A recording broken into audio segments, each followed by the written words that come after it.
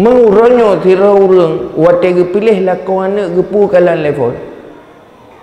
Pai kerja ke. Ya kaya tak kan?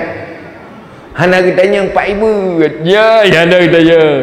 Dari doa tu bayang na buai lume naknya nak tanya. Pai kerja. Ti umpun lah boleh.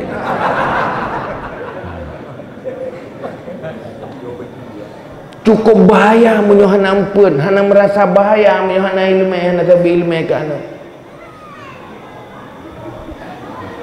Seakan-akan persoalan perkawinan dan rumah tangga itu persoalan ranjang dan fasilitas rumah. Bukan.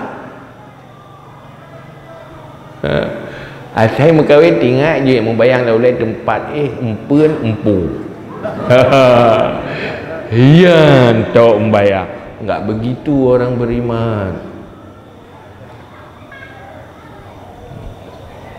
Menadi yang gat anu moga kata juk kelako pegah. Hai. Uronyo berakan anak long pimpin tunggas long. Di bawah tanggungjawab long. Long diperintah oleh Allah pun selamat anak darah longnyo dari neraka. Uronyo kalau juk kekah. Kah tugaskah kerja ke keluarga kah ahli kerja ke ahli kah ku anfusakum wa ahlikum nara. Kau selamat anak lu. Idanya lu tak tahu mana dari pohonnya mun tapi bu tapi makanan tak kau ke tak tahu mana sampai karaya yang cokah. Ya be sampai ke debah dalam neraka ai. Maka bil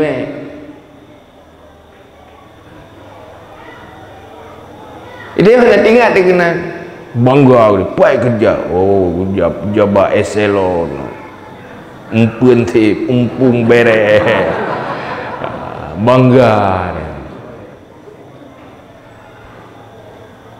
Jadi hana udip konsep iman ji hana udip kan menan orang Islam ad-dunya mazratul lil akhirah.